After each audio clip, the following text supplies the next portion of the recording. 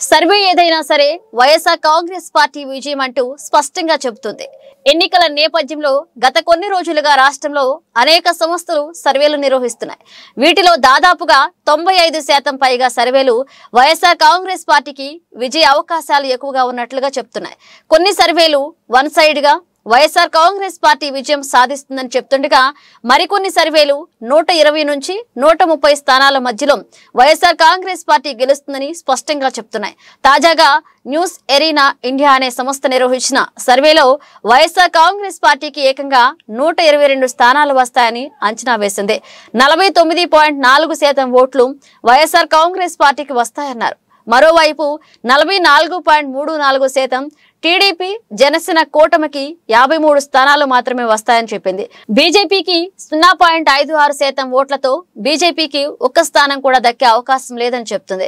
ఇక కాంగ్రెస్ కు మాత్రం 1.21% ఓట్లు వస్తాయని, కానీ ఎలాంటి స్థానాలు గెలిచే అవకాశం లేదని చెప్పింది. ఇక ఇతరులు మాత్రం 4.75% ఓట్లు వస్తాయని అంచనా వేసింది. అంటే ఇతరులు ఎవరన్నది చూడాల్సి ఉంది.